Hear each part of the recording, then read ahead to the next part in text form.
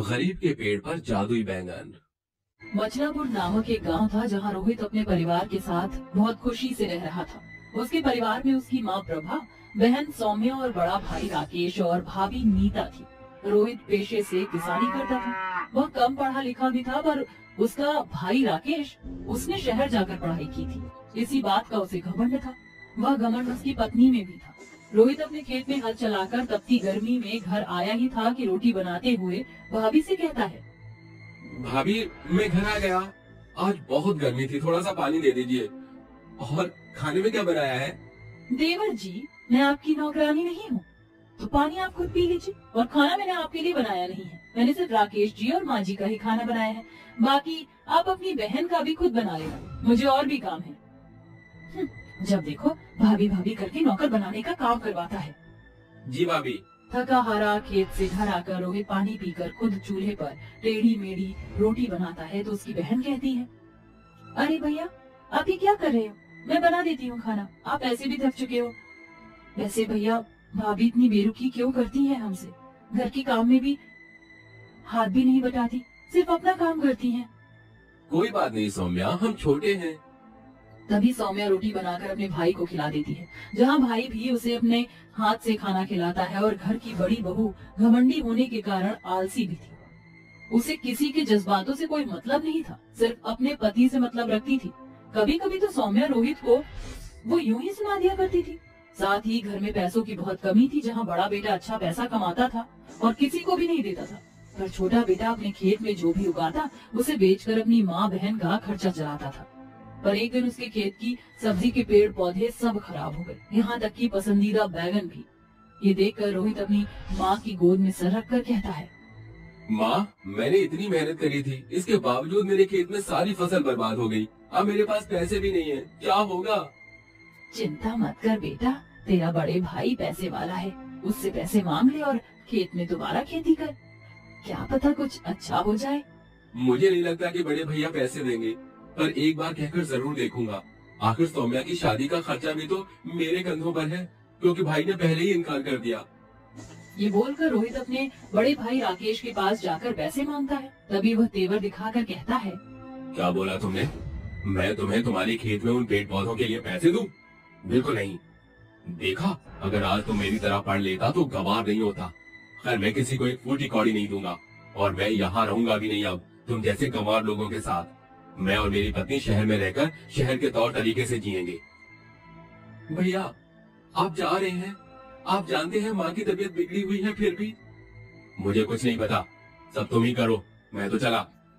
अगले 2 दिन में ही राकेश अपना सामान बांधकर पत्नी के साथ शहर की ओर रवाना हो जाता है।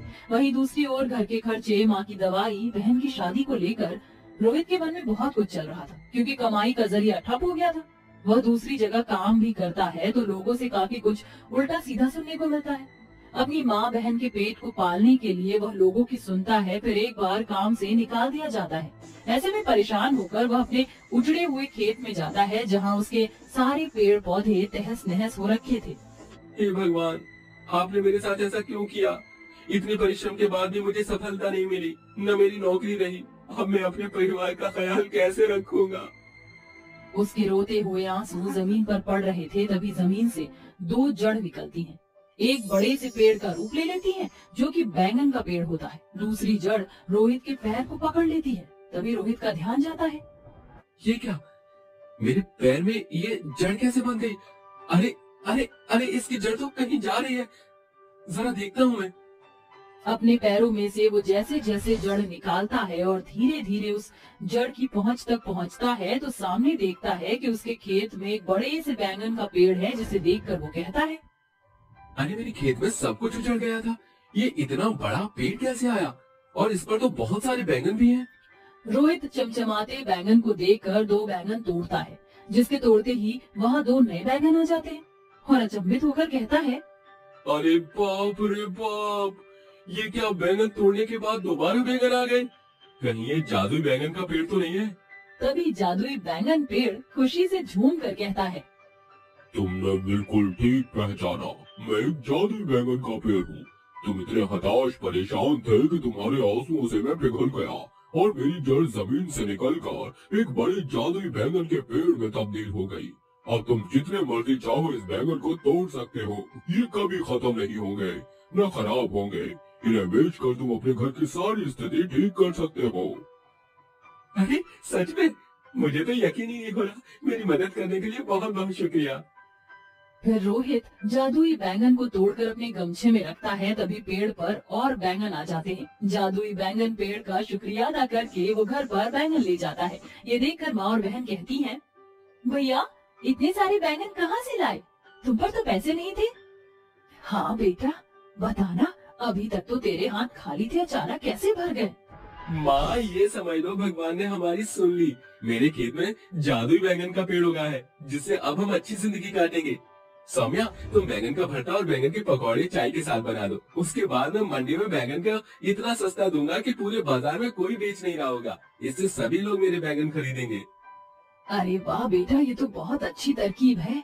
कुछ ही देर बाद तीनों मिलकर बैंगन के पकौड़े का नाश्ता करते हैं। उसके बाद रोहित मंडी में ढेर सारे बैंगन लेकर बेचने के लिए निकल जाता है। बैंगन ले लो, बैंगन 10 रुपए किलो, सस्ते ताजा ताजा बैंगन ले लो। बड़े बैंगन, छोटे बैंगन, बनाओ इसका भरता, पकौड़ा, सब्जी, अचार। बैंगन बैंगन। अरे आप तो बहुत सस्ते बैंगन दे रहे हो, जरा 1 किलो दे दीजिए। क्या इतने सस्ते बैंगन? मुझे तो 2 किलो दे दीजिए भाई साहब। ये लीजिए आपके बैंगन। कुछ ही देर में एक एक करके रोहित के सारे बैंगन खत्म हो जाते हैं। वह दोबारा से जादुई पेड़ से बैंगन तोड़ कर लाता है और मंडी में बेचता है। सस्ते के कारण फिर से बैंगन खत्म करके वह अपने घर लौट आता है, जहाँ उसकी पहली कमाई बहुत ज्यादा होती है। इससे तीनों खुश हो जाते हैं। इसी तरह रोहित जादुई बैंगन पेड़ की मदद से रोज बैंगन बेचता है, जिससे उसे काफी मुनाफा होता है। 6 महीने बाद पैसे इकट्ठे करके वह अपनी बहन की शादी एक अच्छे घर में करा देता है। वहीं दूसरी ओर अपनी माँ का इलाज भी करवा देता है, जिसके बाद उसकी माँ स्वस्थ हो जाती है। तभी प्रभा कहती है, बेटा तूने अपने भाई के जितना पढ़ा लिखा ना होने के बाद भी इतनी परिश्रम और सफलता प्राप्त की है। मैं बहुत खुश हूँ और अपनी बहन की शादी भी कर दी। मैं भी ठीक हूँ। तू अपने ऊपर भी ध्यान दे, मैं भी अपनी बहू पर हुक्म चलाऊं। बड़ी बहू बेटों ने तो वो रूप दिखाया जो मैं कभी सोच भी नहीं सकती थी। क्या बोलूं माँ, आप ही कोई अच्छी सी लड़की देख लो जिससे मैं शादी कर सकूं। ठीक है बेटा। ये कहकर प्रभा रोहित के लिए लड़की ढूंढती है। वहीं दूसरी ओर रोहित जादुई बैंगन पेड़ से बैंगन को बेच देता है। उन पैसों से वह गरीब लोगों की मदद करता है और उन्हें भी खाने के तौर पर बैंगन बांट देता है। वह किसी को भी अपने घर से खाली हाथ नहीं भेजता था। शुभ मुहूर्त देखकर प्रभा अपने बेटे रोहित की शादी सुप्रिया नाम की सुशील लड़की से करा देती है, जिसके बाद सुप्रिया घर की सारी जिम्मेदारी संभालती है और रोहित एक अच्छा खासा व्यापारी बनकर खुशी खुशी रहता है। धामू बाजार में ठेले पर सब्जियां बेच रहा होता है। आलू ले लो, प्याज ले लो, टिंडे ले लो, हरी सब्जियां ले लो। आओ आओ भाई, आलू ले लो, प्याज ले लो, टिंडे ले लो। भाई साहब जरा आधी किलो आलू तो देना। हाँ हाँ बहन जी, ये लीजिए, अभी के अभी तोल देता हूँ। धामू आधी किलो आलू तौल देता है और उस औरत को दे देता है, जिसके बाद वह बाजार में ठेले को यहाँ से वहाँ ले जाकर लोगों को सब्जियाँ बेचता रहता है। इसी प्रकार उसका रोजमर्रा का खर्चा चल रहा था। शाम होते होते धामू कमाए हुए पैसों में से कुछ दवाइयाँ खरीदता है और घर को लौटने लगता है। अरे भाई, रात हो गई है, मेरी पत्नी और मेरे बच्चे मेरा इंतजार कर रहे होंगे। धामू जैसे ही घर पहुँचता है, उसकी तीनों काली बेटियाँ घर में साफ सफाई और खाना बना रही होती है। अरे मेरी बच्ची हो, तुम इतनी छोटी सी उम्र में घर के काम क्यों कर रही हो? पिताजी, माँ की तबीयत बिल्कुल भी ठीक नहीं है। सुबह से सिर्फ आपका ही नाम पुकार रही है। हाँ पिताजी, आज उन्हें दवाई लिए हुए पूरे 1 हफ्ता हो गया है। पिताजी, आप पहले माँ के पास चले जाइए। जैसे ही धामू निर्मला के पास जाता है, निर्मला दर्द से करहा रही होती है। देखिए जी, मेरा कुछ नहीं पता कि मैं कब इस दुनिया को छोड़कर चली जाऊं। हमारी 3 बेटियां हैं, अब आपको उनकी जिंदगी बनानी है। मुझसे वादा करो कि आप हमारी तीनों बेटियों की परवरिश अच्छे से करोगे। मैं तुमसे वादा करता हूँ निर्मला, मैं अपनी तीनों बेटियों की परवरिश अच्छे से करूँगा, लेकिन तुम ऐसा कुछ मत कहो, तुम्हें कुछ नहीं होगा। धामू इतना कह ही रहा होता है कि तभी अचानक से निर्मला की आंखें बंद हो जाती हैं, जिसके चलते धामू बहुत फूट फूट कर रोने लगता है। धामू अपनी पत्नी निर्मला का अंतिम संस्कार कर देता है, जिसके बाद वह सब्जी बेचकर अपनी तीनों बेटियों को पढ़ाने लिखाने का काम शुरू कर देता है। मेरी बेटियों, मैं चाहता हूँ कि तुम अपनी माँ का सपना पूरा करो और पढ़ लिख कर कुछ बनो। मैं तुम्हें किसी काबिल देखना चाहता हूँ। उस दिन के बाद से धामू दिन रात मेहनत करता है और सब्जी बेचने के साथ साथ वह एक फैक्ट्री में काम करना भी शुरू कर देता है। देखते ही देखते कुछ समय बीतने लगता है, जिसके चलते उसकी बेटियां शादी के लायक बड़ी हो जाती हैं। एक दिन धामू फैक्ट्री में काम कर रहा होता है। जिस मशीन में धामू काम कर रहा था, अचानक से वह मशीन खराब हो जाती है और धामू के दोनों हाथ उस मशीन के अंदर आ जाते हैं, जिसके चलते वह बेचारा अपाहिज हो जाता है। पिताजी, पिताजी, ये क्या हो गया आपके हाथों को? पिताजी, ये सब कैसे हुआ और किसने किया? बेटी, इसमें किसी की कोई गलती नहीं है। मेरी ही गलती की वजह से मेरे दोनों हाथ मशीन में चले गए और मैं अपाहिज हो गया। नहीं पिताजी, ऐसा मत कहिए। आपके दोनों हाथ अभी सही सलामत हैं। हम तीनों बेटियां आपके दायां और बायां हाथ हैं। बेटियों, मैं तुम्हें पढ़ा लिखा तो नहीं पाया, लेकिन तुम्हारी शादियों के लिए मैंने कुछ पैसा जोड़ा है। तुम शादी करके अपना घर बसा दो। आपको इस हालत में कैसे छोड़ सकते हैं पिताजी? अरे बेटिया, बेटी तो पराया धन होती है। एक न एक दिन तो उन्हें जाना ही होता है, तो क्यों चिंता करती है मेरी बच्ची?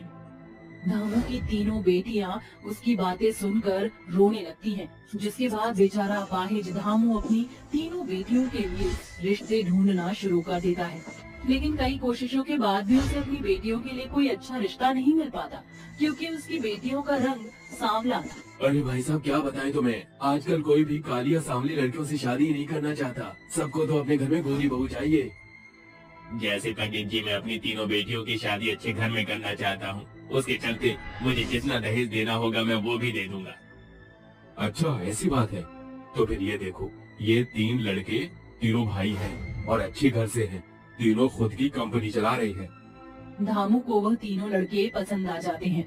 पंडित जी, मुझे रिश्ता मंजूर है। जितनी जल्दी हो सके इन लड़कों से मेरी तीनों बेटियों की शादी की बातचीत आगे बढ़ाओ। लेकिन याद रहे, दहेज में पूरा 5 तोला सोना और घर का सारा सामान और तीनों दामादों को गाड़ियाँ देनी होगी। धामू दहेज के लिए तैयार हो जाता है, जिसके बाद वह उन तीनों लड़कों से अपनी तीनों बेटियों की शादी कर देता है। शादी के बाद जब वह तीनों अपने ससुराल में आती हैं, तो घर पर आए हुए मेहमान उन्हें देखकर कहते हैं, अरे जरा देखो तो सही, विमला की बहू कितने सांवले रंगत और काले चेहरे वाली है। हाँ बहन, तुम सही कहती हो। ऊंची दुकान, बेके पकवान, जितने ये अमीर है उतनी ही इनकी बहू काली है। तभी वहाँ विमला आ जाती है। मैं बहुत देर से सोच रही थी कि पूरी पार्टी में ऐसे लोग कहाँ चले गए जो अपने मनोरंजन के लिए लोगों का मजाक उड़ाते हैं। देखा, मैंने तुम्हें ढूंढ लिया। तो मेरी बहुओं का मजाक उड़ाकर तुम्हें कैसा लगा? हमने तो वही कहा जो सच है। अच्छा, ऐसी बात है तो फिर तुम काली क्यों हो? अरे काला होना कोई पाप नहीं है। ये तो ऊपर वाले ने ही 2 रंग बनाए हैं और मुझे तो मेरी बहू बहुत सुंदर लगती है। विमला की बात के आगे कोई कुछ नहीं कह पाता। वहीं विमला की तीनों बहू ये सब सुनकर बहुत खुश होती हैं। लेकिन शादी के बाद सभी फंक्शन के बाद विमला अपनी बहुओं से कहती है, देखो इस घर के कुछ कायदे और कानून हैं। हमारे घर की बहू बाहर नहीं जाती। जो चाहिए उसे इस घर में ही मिल जाएगा। बाकी के नियम धीरे धीरे सीख जाओगी। ये कहकर वो वहाँ से चली जाती है। अरे मुझे तो लगा था कि हमारी सास बहुत अच्छी है, लेकिन ये तो बहुत सख्त है। लेकिन हम तीनों को अपनी माँ का और अपने पिता का सपना भी तो पूरा करना है और उसके लिए हमें पढ़ाई के साथ साथ बाहर भी जाना होगा। ये सब कैसे होगा? तीनों बहनों को अपनी माँ का सपना पूरा करना था, जिसके चलते वो अपने ही घर में छुप छुप कर पढ़ाई शुरू कर देती हैं। जब रात के समय घर के सभी सदस्य सो जाते हैं, तब तीनों बहनें अपनी किताब निकाल कर पढ़ाई शुरू कर देती हैं। देखते ही देखते वह तीनों बहनें पढ़ाई करके कुछ न कुछ बन जाती हैं। निशा डॉक्टर की पढ़ाई पूरी कर लेती है, आयशा वकील की और राधा कलेक्टर की। जिसके बाद वह तीनों अपने पिता के पास जाती हैं। पिताजी देखो, मैं वकील बन गई और मैं कलेक्टर बन गई। देखो पिताजी, मैं भी डॉक्टर बन गई। आपका सपना हम तीनों बहनों ने पूरा कर दिया। आज तो सच में तुम तीनों ने मिलकर मेरा नाम रोशन कर दिया। तुम्हारी माँ यह देखकर बहुत खुश हुई होगी। तभी वहाँ अचानक से विमला अपनी कुछ बिगड़ैल सहेलियों को लेकर पहुँच जाती है, जिसे देखकर निशा, आयशा और राधा तीनों बहुत डर जाती हैं। माफ कर दीजिए माँ जी, हम अपने पिताजी का सपना पूरा करना चाहते थे, इसलिए हमने पढ़ाई की। अरे बहू, तुम क्यों माफी मांग रही हो? माफी मांगने के लिए तो मैं इन्हें लेकर आई हूँ। ये वही औरतें हैं जिन्होंने ये कहा था कि मेरी सांवली बहू किसी लायक और किसी काबिल नहीं। तो देख लिया तुम सबने कि रंग और रूप कुछ मायने नहीं रखता। असल जिंदगी में इंसान की समझदारी और उसकी अच्छाई ही मायने रखती है।